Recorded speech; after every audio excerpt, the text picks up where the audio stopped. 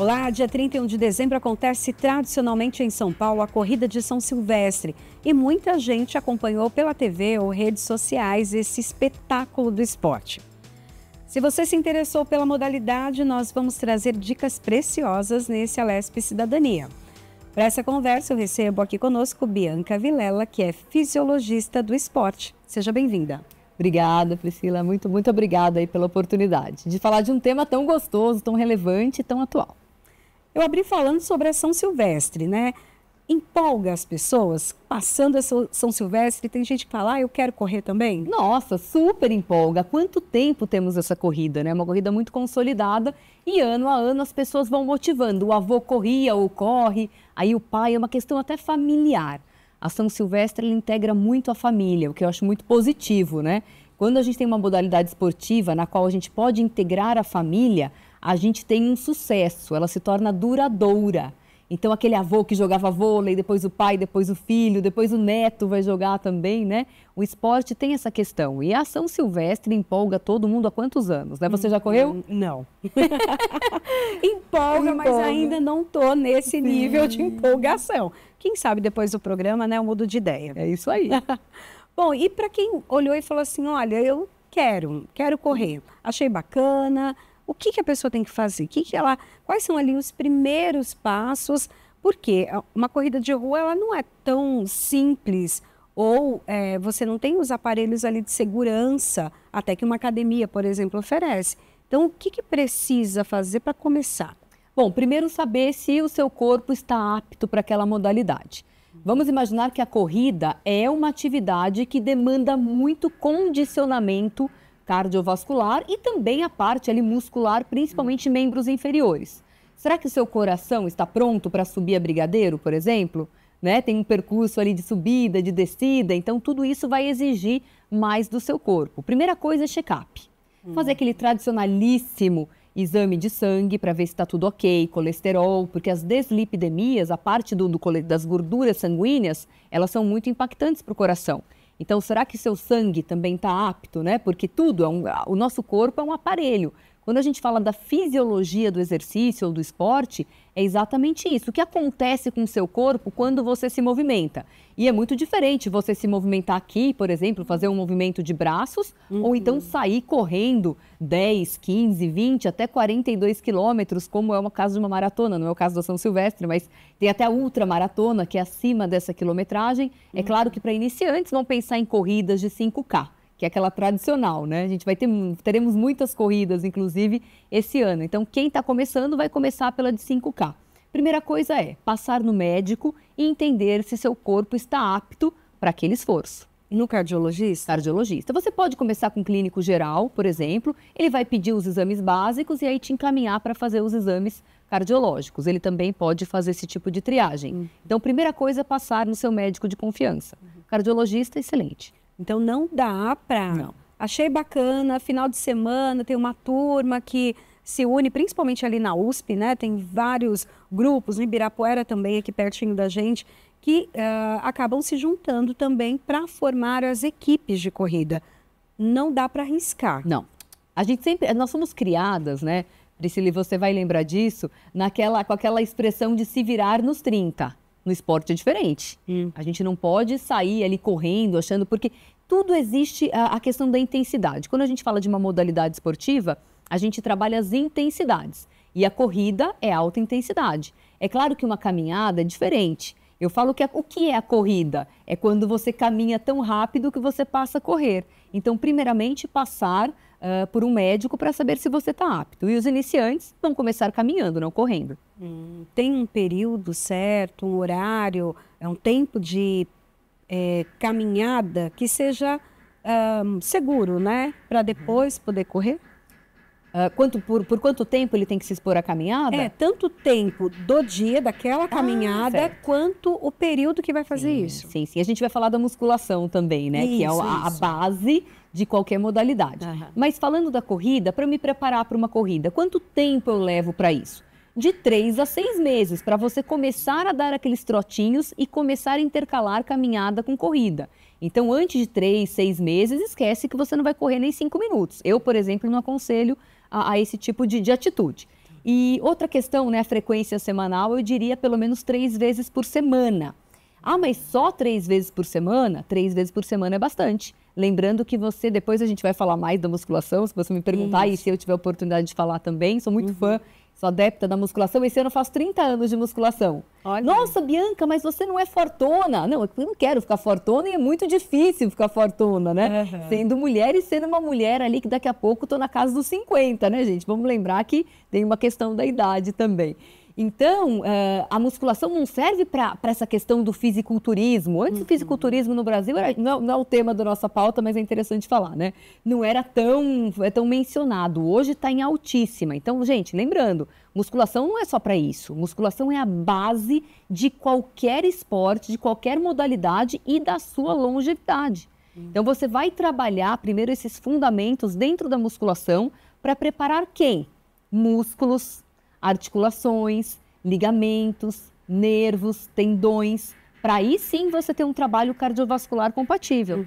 Aí precisa trabalhar a primeira parte muscular antes até de começar a caminhar ou dá para fazer junto? Dá para fazer junto, dá para fazer junto. Aquela pessoa que fala, não, esquece, show sedentarismo, né? Eu adoro essas metas de início de ano, porque as pessoas se dispõem a fazer coisas diferentes. E é muito legal, só que tem que fazer, né, gente? Não dá só para estar lá naquelas metas, 10 metas do ano novo. Tudo bem, vamos fazer as metas, mas elas precisam sair do papel. Então, a musculação e a caminhada, você pode iniciar as duas juntas, super indicado. É o queijo com goiabada. Você vai trabalhar coração e pulmão, na caminhada, na corrida, e a parte muscular mesmo ali, propriamente dita, na musculação. É tudo que o seu corpo precisa, não só o corpo, como o cérebro também, né? Não apenas do pescoço para baixo, como muitas pessoas relacionam a atividade física, né? A gente sempre fala, ai, não, meu coração, meus pulmões, meus rins, meu músculo, até lá, aquela parte estética, legal, bacana. Mas e do pescoço para cima? A gente precisa. Nós estamos num momento, eu acho que é interessante a gente mencionar isso, né? E como eu frequento muito o congresso, fora do país e tudo mais, porque a gente estuda muito essa parte há muitos anos. É novidade para o público mais leigo, mas para a gente já é uma coisa muito estudada. Qual que é a nossa maior preocupação atualmente? As demências. Se você for em uma clínica de idosos hoje, né, que a gente chamava de asilo, hoje tem outros nomes mais bonitos, que seriam residenciais para idosos, por exemplo, qual que é o grande problema? Você vai ver pessoas caminhando, capazes de pegar um copo, de comer, mas totalmente ali fora de órbita. Então, a parte mental muito degradada. E como é que a gente degrada a parte mental? Degradando também o físico. O físico aguenta, mas o cérebro ele é muito mais sensível. Ele precisa de muito mais energia e atitude da nossa parte para ele se manter ativo até os 100 anos, por exemplo.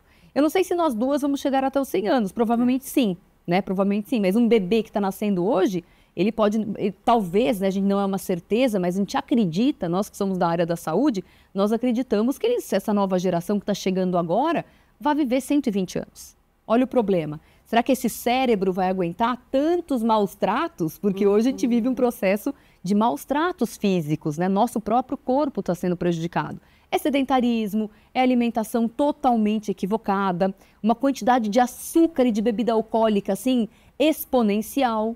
Se a gente pegar mulheres, eu não estou sendo sexista, muito pelo contrário, quem me conhece sabe que eu quero equidade total dos gêneros, né? Mas é uma questão estatística e muito visível em restaurante, por exemplo. Pegar mulheres, antigamente, sua mãe e a sua avó bebiam, consumiam bebida alcoólica? Jamais. Não. Hoje, a nossa geração, 40, 50, 30, né, não sei sua idade, mas as meninas 20 mais, vamos chamar assim, né? Já estão ali num consumo exponencial de bebida alcoólica. O que vai acontecer? O corpo até pode aguentar. Porque um fígado, um pâncreas, pode ter problema de câncer? Pode ter uma esteatose hepática? Né? Pode, mas o órgão ele é muito resistente. Já o cérebro ele é muito mais sensível do que um órgão comum, né? Ele também é um órgão, mas ele é um órgão diferente. Ele é o comando, imagina só o comando, ele é o computador global. E aí você fica ali atirando nele o tempo todo, poxa, uma hora você vai ter problemas. E é o que a gente vê exatamente, eu sempre falo isso nas palestras, eu acho importante. Vá visitar uma clínica de idosos. E aí você vai ver na prática, ou seu avô, sua tia, a gente tem ali a galerinha do Alzheimer, né? A gente sabe que está super em evidência isso. Sim. Então você começa a entender que a pessoa caminha, ela é capaz até fisicamente de dirigir, mas mentalmente ela se torna uma pessoa incapacitada. Antes até da gente falar um pouco mais dessa questão da saúde mental, porque faz parte também, vamos voltar para a questão da musculação, de fazer musculação mesmo, ir para academia, fazer mesmo atividade, fortalecer os músculos. Como que deve ser essa musculação? Ela precisa daqueles aparelhos, porque tem gente que não gosta de academia, do ambiente academia. Dá para fazer de uma outra maneira ou não? Dá. Pri, até assim, peço licença, porque às vezes eu fujo um pouco do assunto, porque fisiologia do exercício é um universo. Sim. Não, mas a gente vai voltar para falar dessa coisa da saúde mental, longevidade, principalmente porque a gente está num mês que fala sobre isso e tem tudo a ver, né? Pois é, então, vamos lá. É necessário você frequentar hoje em dia não se fala mais nem de musculação, é centro de treinamento, um CT de musculação, né? O marketing ele vai se desenvolvendo, vai vendendo a mesma coisa de forma diferente. Então, você precisa frequentar uma academia? Não. Quais são as vantagens de você estar numa academia? Você tem os aparelhos, são seguros. Você tem, por exemplo, formas diferentes. Se você trabalhar peitoral com um pezinho na sua casa, é uma coisa, você não tem tanta segurança. Se você tiver uma máquina aqui, ela vai limitar o movimento, então ela acaba sendo mais segura. Outra vantagem da sala de musculação é que você tem a progressão de cargas. Se você faz na sua casa ou com o peso do seu próprio corpo, que é chamado de calistenia, que é muito legal também, chega uma hora que ela se limita. Na musculação você tem ali uma progressão de cargas e a segurança. Eu acho que muitas coisas também, foi legal você ter tocado nesse ponto de eu não gosto de musculação. Isso foi uma coisa que massacraram na nossa cabeça. Se você começar a frequentar uma sala de musculação, a probabilidade de você gostar é gigantesca. Né? Então a gente começa com esses modismos, com essas coisas de alguém falando, eu detesto musculação, pra que isso? Poxa, se você começar e sentir os benefícios, e tem o espelho também, né? Que vai te deixar mais feliz. É certo que você, não é certo, mas é praticamente certo que você tenha ali um gosto pela coisa, porque é muito bom. Você se sente melhor, você consegue os resultados. Agora, a pessoa que não tem condição, porque tem um custo, né? Academia. Então, a pessoa que não tem ali uma condição, por exemplo, tranquilo, vai fazer em casa, tem os aplicativos. As grandes marcas esportivas têm aplicativos, aí a gente cai na questão da segurança, né? É uma questão que você não vai ter tanta segurança, você vai estar lá sozinho, mas ok, tá tranquilo, né? Se você for ao médico, fizer seu check-up, você vai estar apto ou não para fazer. Tem os aplicativos, tem nos parques, tem turminha, você pode ali, eu gosto de dançar, então não vai fazer musculação, mas vai dançar. Ou então a corrida, mas a corrida vai demandar a musculação, vai demandar um fortalecimento. Que pode ser pilates, pode ser funcional, pode ser calistenia e pode ser a musculação, que seria a mais adequada. Eu li outro dia numa pesquisa que falava da companhia para fazer atividade física, que a pessoa acaba, além de ter mais estímulo, mais resultado. É verdade isso? Então, é verdade, porque a pessoa vai ter aderência. Então, vamos pegar, por exemplo, eu já estou há 30 anos na musculação. Eu já não gosto de treinar com companhia. É mais ou menos como jogar tênis. Quem joga bem tênis não quer jogar com iniciante. Então, em qualquer modalidade esportiva é assim. É claro que a gente integra, a gente convida os amigos, mas na hora do vamos ver, quem já está mais num nível mais elevado vai acabar treinando sozinho. Para quem está começando, isso pega muito bem, porque aquelas duas pessoas provavelmente são sedentárias, estão começando, é algo novo, vai doer. Os primeiros treinos na musculação, por exemplo, doem. Na corrida, dói. Então, você vai ter, não, amiga, eu vou, não, meu amigo. Então, você tem essa junção de interesses, né? Agora, quem já treina há muito tempo, curte treinar sozinho. Tanto a corrida, quanto o ciclismo, quanto a musculação, quanto qualquer outra atividade que não seja coletiva, né? Que seja individual. Hoje em dia tem academia nos condomínios. Sim. E dá para treinar sozinho? Você falou da questão dos aplicativos, é isso que vai poder te ajudar? Porque se você olha lá, tem um monte de aparelho e você fala, só sei a bicicleta e andar na esteira. Exato. É ideal que você tenha, hoje tem o que os professores de educação física fizeram, que eu acho muito interessante, mas a primeira peneira é saber se você está apto. Estou apto. contratar um personal trainer que vai te orientar. Então, ele não vai estar com você em todos os treinos, mas ele vai montar a planilha, ele vai acompanhar os 10 primeiros treinos, você pode fechar com ele um valor ali mais reduzido, em grupos, em trios, em grupos de 5 pessoas. Então, você tem essas opções também, de você ter um acompanhamento não individualizado e não todo dia, mas que você tenha ali um educador físico na sua cola ali, te ensinando, né, pelo menos. Mas fazer sozinho, então, é meio perigoso também. Principalmente no início, né? Depois que você pega, que você já tem ali, depois de 1 ano, 2 anos, você já é uma pessoa, ali você já tem uma senioridade naquela modalidade. Mas no início tem que ter acompanhamento. Hoje, as academias, não as de condomínio, né? Porque seria inviável, impossível, até por custo. Mas as academias, o CREF, né, que é o Conselho Regional de Educação Física, e o CONFEF, que é o federal, ele exige que tenha a presença de um educador físico ali pontualmente. A academia funciona 24 horas por dia, então coloca 3 pessoas ali para funcionar as 24.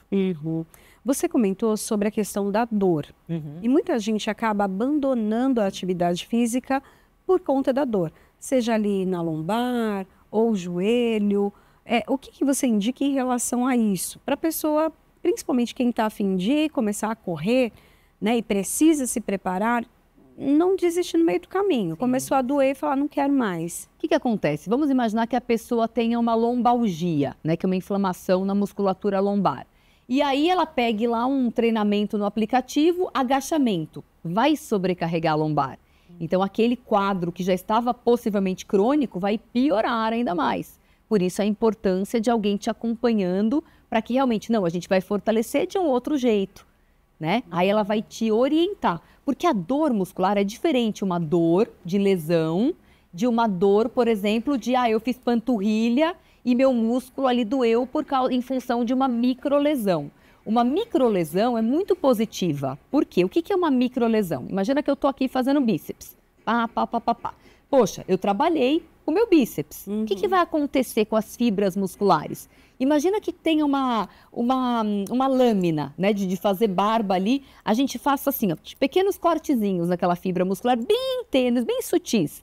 O que vai acontecer? Eu como proteína, aquilo vai cicatrizar. Quando que é o exercício, né? Seria essa lâmina, seria o exercício, seria o estímulo. Depois eu venho, repouso, alimentação, aquilo cicatriza. Quando a fibra cicatriza, ela fica mais forte e mais infladinha, que é a hipertrofia. Você já cortou a pele em algum lugar, tomou ponto? Essa pele aqui, por exemplo, né, em mim, eu tomei um ponto aqui quando eu era pequena. E aí, 5, 6 pontos. Essa região onde foi dados os pontos em mim, ela é muito mais forte. Então, tá vendo? Quando você tem uma região cicatrizada, ela se torna mais forte. É o que acontece com o músculo. Então, eu estimulo, tenho ali as minhas microlesões, que são positivas, que não são lesões, são microlesões muito sutis. E aí eu como lá um bife, como frango, como tofu, proteínas vegetais, vem a proteína, cicatriza e melhora a condição daquela fibra. Mas não é indicado, então, para quem tem algum problema na coluna ou nos joelhos, assim, começar uma atividade... Não, ainda mais a corrida é impacto. Né? Eu preciso estar com aquela lesão. O que acontece, né, Pri? Quando eu tenho uma lesão e eu tenho dor, qual que é o grande termômetro de fazer exercício e não fazer exercício naquele momento? É a dor. Começou a doer, estou lá fazendo um agachamento. Opa, deu aquela dor. Parou. Vai trabalhar outra musculatura, ou vai para casa, vai repousar, vai buscar um ortopedista. A dor é quando você tem o break, de parar. Aqui parou. A menos que você seja um atleta de altíssimo nível, que não estamos falando provavelmente para esse público, né? Fisiculturistas, assim, super do Mr. Olímpia. Aí a gente vai ter a dor como fator até de motivação. É totalmente diferente um atleta de alto nível, de alta performance, de uma pessoa que está começando. Quem está começando, não. A dor não é positiva, não é interessante e aí sim você tem que buscar ajuda. Saiu do quadro de crise, porque a dor é um quadro de crise. Aí sim você vai começar de uma forma muito lenta e progressiva, gradualmente.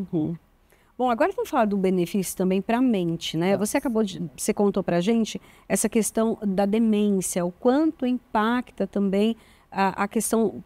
Por que a atividade física está ligada à demência também? Bom, são os hormônios? O que acontece? O que acontece? Eu não sei se vocês já estão sabendo, gente, Porque, na verdade, o nosso carimbinho de doença ou não doença, do que acontece com o nosso corpo ou não, ele é ditado pelo Colégio Americano de Medicina. Não tem jeito, eles são realmente ali a grande referência mundial. Eles ainda não deram um carimbinho do sinal verde para a gente começar a falar sobre algo chamado diabetes tipo 3, que são as demências. O Alzheimer é a principal demência, a mais conhecida por nós é o Alzheimer. O que é o diabetes tipo 3? É a resistência insulínica no cérebro. A gente fala muito de resistência insulínica do pescoço para baixo. Sim. Então, nossa, o que é resistência à insulina? Vamos só assim, traduzir de uma forma muito simples. É quando eu preciso produzir o pâncreas, né, nosso órgão que produz a insulina é o pâncreas, quando ele precisa de uma chuva, gente, é um esforço. É como se a gente colocasse o pé no acelerador do carro e andasse durante 2, 3, 5 horas a 200 km por hora. Imagina o motor. Então, esse é o nosso pâncreas hoje em dia. É muito açúcar, é muito carboidrato simples. Um PF com 20 colheres de arroz, sendo que eu preciso de 3. Então, eu tenho 7 vezes a ingestão só falando do arroz, né? Então, é muita insulina, insulina, insulina. Chega na hora H dos ovos, porque a gente precisa do quê? De glicose. Então, eu como a glicose, imagina eu comi ali, vamos supor o prato perfeito. 3, para mim, né? Não estou dando dieta aqui para ninguém, mas um pouquinho de arroz integral, um pouquinho de feijão, um bife legal ali de frango, um filezinho de frango, uma saladinha. Legal, eu tenho ali um pouco de glicose, que é o que eu preciso. Aí vem uma insulininha, tranquilamente. O que é insulina? É um hormônio de transporte. Ele vai transportar o açúcar para todas as células do nosso corpo. É ele, porque não adianta, eu como, já vai entrar na célula. Não. E células totais, do cérebro, da pele. A pele também tem um órgão, né? Um maior órgão do nosso corpo. Pâncreas, fígado, tudo funciona com carboidrato e a glicose. Então, é preciso da insulina para fazer essa entrada nas células. O que é a resistência à insulina? Quando eu tenho tanta glicose ali disponível, meu corpo já está tão sobrecarregado que eu vou precisar produzir 5, 6 vezes mais insulina do que eu precisaria de uma forma normal. Aí vem a resistência à insulina. Né? Por isso que o pâncreas está sobrecarregado, o nosso pâncreas já não aguenta mais. Uma criança hoje em dia tem resistência à insulina, dá uma olhada. Um pacote de bolacha inteiro para um serzinho de 1,30 m, como é que vai fazer? Né? Não tem matemática ali que resista. Então, o que acontece com o nosso cérebro? A mesma coisa. 25% de tudo que a gente come, da energia de tudo que a gente come, vai para o cérebro. Então, ele tem uma entrada ali de glicose, gente, surreal. Só que ele está tão cansado, também tão machucado, que os receptores, né, eles não estão funcionando bem e precisa de muita insulina também na parte do cérebro. É a resistência à insulina. Essas falhas. Já ouviu falar que água mole em pedra dura, tanto bate até que fura? Sim. Chega uma hora que você consolida uma demência, que hoje a gente chama de diabetes tipo 3. E é possível, então, prevenir? Prevenir, a prevenção é a chave. Mesmo pessoas que estejam em quadros, olha como a natureza é perfeita, né? A natureza, ela nos premia, assim, a gente que não enxerga isso. Mesmo pessoas que não estejam em quadros de resistência insulínica e pessoas que já estão com esse problema, são beneficiadas. Hoje a gente tem pessoas ali com uma glicemia de 150, 160, né? Em jejum, que seria o normal, até mais. Em jejum até 99 já não é tão bom. O ideal, uma glicemia em jejum bacana, 85, né? Que era o que a gente tinha há 20 anos atrás, a maioria da população era 85 de glicemia em jejum. Hoje, você pegar uma pessoa com 100, 102, nossa, é até difícil. Né? Muito mais do que isso. Então, o nosso corpo está trabalhando nessa questão. Mesmo pessoas nesse perfil, nossa, conseguem normalizar em 6 meses de treinamento. Nossa. E no caso, a gente fala do açúcar e até já foi constatado mesmo que o açúcar pode gerar demência. Acho que então entra nisso que você explicou. Resistência insulínica do cérebro. Porque ainda não tinham desenhado para a gente. Acho que agora ficou bem claro, né, esse desenho de como o açúcar faz mal, então, também para o cérebro, todo o corpo, sim, né? As veias, as artérias, enfim. Total. Porque o açúcar é oxidativo. Ele oxida você por dentro. Ele é terrível. O pH do nosso sangue é alcalino. Então, ele perde a característica funcional, fisiológica. Nosso sangue é alcalino, é o contrário do ácido. E o açúcar acidifica. Nossa. E o que é o ácido? Ele oxida, ele é corrosivo. Né? Por isso que os diabéticos, eles perdem muito a capacidade visual.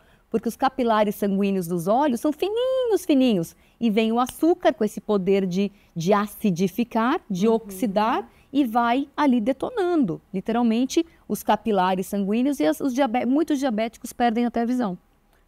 Quando a gente fala do açúcar, não é só o açúcar branco, né? Aquele que é refinado e tal. Não. Mas também algumas frutas e legumes também podem ser transformados em açúcar se forem consumidos com grande quantidade? Sempre, mas sinceramente eu nunca vi isso já não ficar faz diabético chupando laranja ou comendo beterraba, né? Claro, sim. Por exemplo, se você pegar a beterraba, porque o que é o açúcar?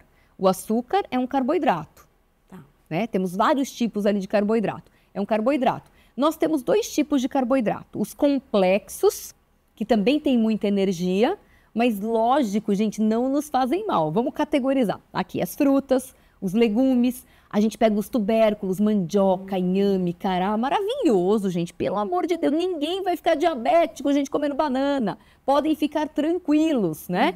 E nós temos os carboidratos simples, que aí entra macarrão, o arroz, os próprios açúcares refinados, né? Demerara também, não vai achando que é porque é orgânico, porque é demerara e porque é mascavo, é mesmo tipo de açúcar. Ele só não é branco, só não é refinado, né? O refinado é um pouco pior, mas tem a mesma caloria, tem o mesmo poder de destruir esses capilares oculares, então não caiam nessa. Ai, porque é orgânico, porque é demerara, porque é mascavo, é açúcar. Né? É tão danoso quanto qualquer outro tipo ali do refinado, do cristal. Então, é tudo açúcar, tá? É coisa do marketing para vender mais caro para você. Assim, trazendo bem eu acho que até uma questão importante da gente citar.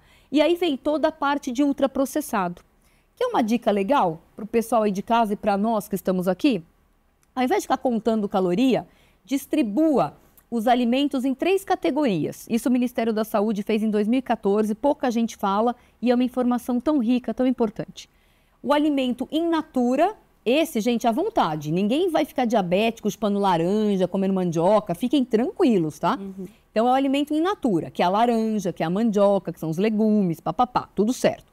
Aí vem os alimentos processados. Aqui a indústria já colocou a mão. Vamos pensar uma espiga de milho in natura. Aí vem a lata de milho ou a pipoca, que é processado. Até aqui, a depender do rótulo, vai bem. Agora, e os ultraprocessados? Imagina aquele salgadinho à base de milho, aqui é o ultraprocessado. É esse que eu tenho que evitar. É esse que a indústria já modificou 100%. Não tem mais nada de milho nesse salgadinho. Então, esse aqui é a exceção. Qual que é o grande problema? Nós estamos transformando a exceção em regra. Antes a gente comia o pudim de leite condensado da avó somente aos domingos. Hoje a gente come na segunda, na terça, na quarta, na quinta, na sexta, na sábado e no domingo. Então, qual que é o problema disso? O problema disso é a quantidade e a frequência. Estou comendo muito, 1 quilo, 100 gramas, é muita coisa. Né? E estou comendo todo dia, também é um problema. Vai comer a paçoca todo dia? Não dá. Né? A gente tem que começar o ano falando verdade. Sim. Senão a gente vai continuar patinando. É como se a gente estivesse enxugando o gelo. Eu sempre falo nas palestras, gente, é o seguinte, vamos definir bem a regra do jogo aqui, né? Eu sempre trabalhei com atleta de alta performance, então eu falo, agora eu vou ser a treinadora, esquece a palestrante boazinha. Aqui eu vou falar a verdade. A gente vai continuar enxugando o gelo, todo mundo numa frustração gigantesca, porque a gente está falando de atividade física aqui, mas a alimentação tem total correlação. Sim. Uma pessoa que se alimenta mal não vai ter força, não vai ter vontade. Não vai ter vontade de fazer uma atividade física, uma corrida, uma caminhada, uma musculação, não vai. Tanto é que, quer saber qual que é uma regrinha aqui, mais uma regrinha numérica? Nós temos 62% dos brasileiros com sobrepeso ou obesidade hoje no Brasil. Chuta qual que é o percentual de sedentários? 60%. Claro que tem ali uma galera do sobrepeso que faz atividade, mas é pouco. Sim. É pouco, né? Os números se conversam. Então a gente vai seguir enxugando o gelo, fazendo promessas de final de ano, ou a gente vai começar a executar? Porque outra coisa que eu falo também com muita recorrência, a gente faz tanta coisa chata, né? A gente paga a conta, a gente aguenta um monte de parente, vamos abrir um jogo aqui, né? Amigos, às vezes, no trabalho aqui. né? Que às vezes a gente quer ali, né? Dá até um mata-leão na pessoa, não pode, né? A gente quer manter aqui primariedade. Então tá tudo certo, eu brinco, né? Eu brinco muito, mas é verdade. Então a gente aguenta muita coisa. E você não vai aguentar fazer uma atividade física que só vai trazer bem-estar para você? Então vamos quebrar essa forma antiga de se pensar. Ai, atividade física cansa, atividade dói, cansa. Mas o benefício que você vai ter... Imagina você prevenir ali um Alzheimer. Você quer mais do que isso? E daí também, quem quer correr, quem quer treinar, não dá para manter a alimentação que tinha antes. Né? Não. Por quê? Não Olha, dá imagina conta, só. né? Sabe aquela dorzinha, que é aquela dor de facão? Tem até um nome, dor, eu nem ia falar sobre isso, é dor abdominal transitória. Que a pessoa começa a correr... Começa a sentir aquela dorzinha que pode sentir no abdômen inteiro. O que é aquilo? A gente achava antes que era o diafragma, que era respirar mal, não é nada disso. É o peritônio, que é uma membrana que reveste o abdômen inteiro, começando daqui até o pubis, né? Então, o que acontece? Ele é fininho e ele sofre a pressão mecânica dos órgãos. Se você come muito antes de treinar, por exemplo, eu não sou a favor de jejum antes do treino. E muito menos de jejum intermitente. A gente pode até falar sobre isso, a minha visão. Não existem verdades absolutas, né? Mas o que acontece? Eu comi um pão, vou comer um misto quente, um copo de café com leite e vou treinar. O seu abdômen vai distender em função do processo digestivo. E aí você vai ter esse problema do peritônio. Você vai sentir, você vai ter aquela dorzinha de facão também. Que a gente fala muito ali, né? De forma mais lúdica, né? Mas exatamente, você não pode ter aquele, não vou comer um pastel e vou para academia. Você não vai aguentar, você pode ter uma diarreia ali no meio do treino, inclusive. Nossa. Né? Então a gente vai ter que começar. Claro que as pessoas acabam errando muito nesse início de treinamento. Isso é interessante, é história para contar, também tá tudo certo, né? Mas a partir do momento que você vai melhorando, que você vai subindo o seu score ali, na sua intensidade, no seu exercício, na sua frequência, você vai começar a comer melhor. É uma coisa muito casada. O que é o ideal, então? Né? Você já falou, não adianta tomar um café com leite, um pão e treinar. Não, você vai comer ali, por exemplo, né? Você vai comer, vai tomar um iogurtinho pequeno, com um pouquinho de aveia, coisa de rápida digestão. As proteínas, elas demoram mais para digerir, né? Por exemplo, o iogurte tem que ser desnatado em função da gordura. Não é legal comer gordura antes de treinar. Mas um iogurtinho ali pequeno, aquele zero açúcar, até com uma colher de aveia, uma própria banana amassada com aveia, se quiser usar whey, né? Tem gente que também não pode, tem problema de intolerância ao whey, porque é o leite, né? A gente tem ali o soro do leite. Mas eu, por exemplo, vou muito bem com uma banana amassada e meia porção de whey. Não precisa de uma porção inteira, meia porçãozinha, você já tem energia, já está nutrida, está tudo certo. E hidratação. Hidratação total, a gente se esquece da hidratação. Ao acordar, que é uma regra de ouro para a saúde, 600 ml de água, não gelada, temperatura normal, dá meia hora, aí você começa a comer. É um santo remédio. E como se alimentar no pós-treino? O pós-treino, aí você pode caprichar mais. É interessante que você tenha todos os macronutrientes. Hoje a gente vê muito nas redes sociais a questão do fisiculturismo. Isso é um perigo, gente. Você que está em casa, que está começando, pelo amor de Deus, não vai querer comer como um fisiculturista. Os caras só comem arroz com frango. Pelo amor de Deus, e um pouquinho de azeite lá. Então, o que pensa essa galera, né? Eles bateram os macronutrientes, que é proteína, carboidrato e gordura. Legal. Mas e os micronutrientes? Que seriam as vitaminas, sais minerais. Gente, pelo amor de Deus, a gente precisa disso. Então, você acaba ficando desnutrido em função de uma dieta monótona dessa, porque falta fibra, falta fruta, falta verdura. Eu não vejo esse pessoal comendo, por exemplo, espinafre, couve, brócolis, até eles comem um pouquinho, ele é brócolis, cenoura. É muito monótono, tudo igual todo dia, ninguém aguenta isso. Você tem que variar. Pós-treino, você tem que caprichar no carboidrato bom. Você pode comer um pedaço de batata doce, você pode se alimentar com, não, tem que ser um pão. Não, pode ser uma comidinha. Você pode pegar um frango desfiado. Frango desfiado é uma maravilha. Você faz tudo com aquilo. Você faz patê, você come com a batata doce, né, que a galera gosta muito. Mandioca, eu gosto muito mais de mandioca do que de batata doce, até pensando em questões nutricionais e saciedade. Inhame, cará, né? Você pode colocar uma gordura legal aí, que é o abacate. Pode colocar uma chia, que é fibra, também fonte de cálcio. Olha quanta coisa maravilhosa, né? Você não vai sair da corrida e ir na padaria para comer misto quente todo dia. É aí que não pode, porque tem a matemática, né? Para eu queimar 160 calorias na bicicleta, ou então num trotezinho, Quantas calorias eu gasto em 20 minutos na esteira? Vamos falar da esteira que a gente tá para trazer aqui nossa pauta principal. Vai, caminha aquele trotezinho, vai 7,5 na esteira, que para alguns é muito, mas para outros é pouco. 7,5, dando aquele trotezinho. 20 minutos. Quantas calorias eu gasto, Pri? Chuta. Não sei. 160. É um bombonzinho desse tamanho. Ai, meu Deus. E aquele combo das lanchonetes, que a gente não vai falar o nome, que é um hambúrguer, um refrigerante e a batata frita. Quantas calorias? 1.600. Nossa. 10 vezes mais. Ou seja, para queimar esse lanche, eu preciso de 200 minutos numa esteira a 7,5, que não é pouco para a maioria. São 3 horas e meia. Tá vendo? Então a gente tem que entender que, eu malho para comer. Opa, peraí. Então você está disposta a ficar 8 horas numa academia? É isso que a gente precisa entender. Isso que é aí que a galera roda na pista também. Não sabe a matemática. Tem muita gente que vai começar também atividade física e pensou aí na corrida achou que é bacana. Sim. Mas para emagrecer. Sim. E você comentou sobre também o jejum intermitente. Certo. Conta um pouco para a gente essa relação. Começar uma atividade física, mas pensando em emagrecer, é um bom caminho? Ou aquilo que a gente conversou até agora, começar uma atividade física pensando no futuro, o envelhecimento saudável. A gente está aí com uma longevidade maior, mas precisa ter qualidade de vida também, né? Lógico. Eu vou dar uma ótima notícia para quem quer começar a correr. A corrida, eu desconheço, tirando a natação, que é muito próxima, né? Eu desconheço algo que seja tão potente, tão poderoso quanto a corrida.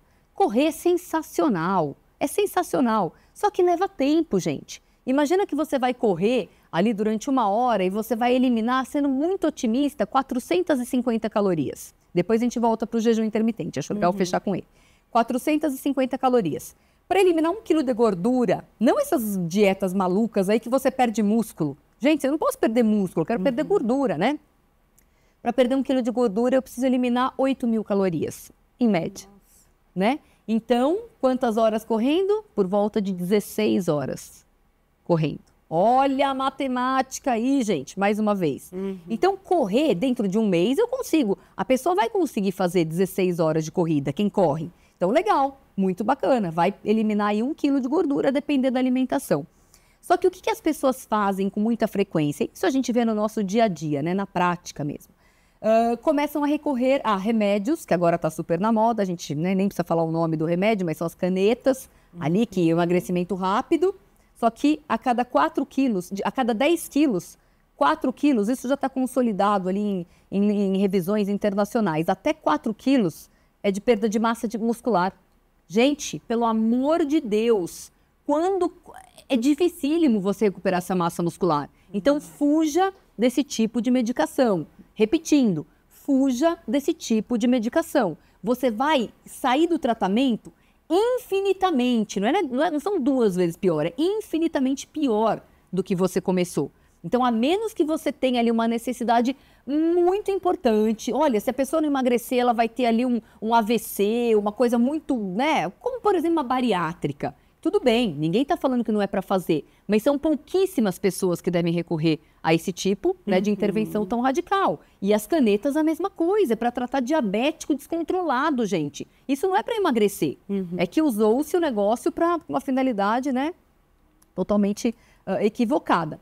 E aí vem a galera, além desse tipo de medicação, vem a galera do jejum intermitente. Você conhece várias pessoas, algumas pessoas que já tenham feito jejum? Elas emagreceram, certo? Sim. Elas mantiveram o peso depois de 1 ano, 2 anos? Acho que não. Não, exatamente. Por quê? Porque você não ensinou, você não ensinou a pescar, você deu o peixe. O que uma pessoa geralmente faz? Ela emagrece 5, 10 quilos e vai comemorar na churrascaria. Com essa mentalidade, quando é que a pessoa vai ter um benefício estrutural? Aquele emagrecimento de verdade que ele aprendeu, como se ele tivesse ido para a escola. Vamos pegar um jovem que não quer estudar. Então, ele pega o resumo lá do livro, papapá, e ele cola. Passou na prova? Passou na prova, que é o emagrecimento rápido. Mas ele aprendeu? Não. Não. Então, é a mesma coisa essa galera do jejum, da galera das canetinhas. Eles não aprenderam o processo. Eles não estão aptos para uma vida ali que, olha só... Não, gente, pega os programas de televisão que, medida, não sei das quantas ali, papapá, depois a pessoa vai emagrecer com certeza, porque ela ficou num sistema de cárcere, só comendo salada por debaixo da mesa, saiu de lá, vai comemorar na churrascaria. Isso não dá certo. Isso é o jejum. É a proibição. Eu gosto muito do jejum para questões espirituais, então é bacana, a pessoa que acredita, vai lá. Ou então para curar uma doença gastrointestinal. Sim. Isso é muito bacana. Agora, para emagrecimento, isso não funciona e já está muito provado. Você vai deixar a pessoa ali num sistema punitivo de não comer, não comer, não comer, não comer, aquela lavagem cerebral, só que ela tem um horário que ela pode comer. O que vai acontecer? Por que ela come pouco durante o jejum? Porque o estômago dela vai reduzindo. Só que aí ela acabou o jejum, porque ninguém aguenta viver em jejum. Ninguém aguenta viver em jejum. Nós estamos acostumados a tomar café da manhã, tomar lanche, almoçar, tomar lanche, jantar, fazer uma ceinha. Nós estamos... Há quantos séculos a gente faz isso, gente? Pelo amor de Deus. Aí vem um médico, um fulano de tal, olha, tem que fazer jejum. Respeito. Não existem verdades absolutas. Aqui eu estou expondo a minha verdade e a minha experiência que eu vejo. Gente, eu trabalho com isso desde 1998, desde o século passado, né? Eu não comecei agora. Então, a gente tem uma experiência no assunto. Eu vejo que a pessoa termina aquilo, gente... Ela quer comer tudo, né? Tudo e mais um pouco. E aí você vai voltando. Lembrando que esse tipo de emagrecimento vai fazer você perder gordura e músculo. Então, você começa aqui, você tem uma perda, só que a sua saúde também... tem esses malefícios. Então você vai... Por isso tem o efeito sanfona e cada vez pior. Você nunca vai para cima, nunca uma espiral positiva, ascendente. É sempre uma espiral, né? Uma espiral negativa e descendente. Então esse é o problema. Enquanto a pessoa não estiver disposta a começar da forma correta, tanto na alimentação quanto na atividade física, adianta começar a treinar para o verão? Para o carnaval? Gente, não adianta, né? Talvez no carnaval de 2027. Aí, legal, bacana, vamos lá para o bloquinho de biquíni branco. Tá tudo certo, mas isso vai levar pelo menos uns 2 anos. Então, sem urgência, sem imediatismo e entendendo que o primeiro passo é saber se o seu corpo está apto para aquela atividade. Bom, quero agradecer a conversa, né? O bate-papo aqui com Bianca Vilela, que é fisiologista do esporte. Né, que trouxe para a gente dicas tão importantes e também um alerta, né? A gente pode estar pensando no agora, na estética, mas é lá na frente que a conta vem, né? E que essa conta não venha tão pesada se a gente começar a cuidar agora, né? Obrigada. Exatamente. Muito obrigada a todos. Até a próxima. Até. O Alesp Cidadania fica por aqui. A gente se encontra na programação da Rede Alesp. Até o próximo programa. Tchau, tchau.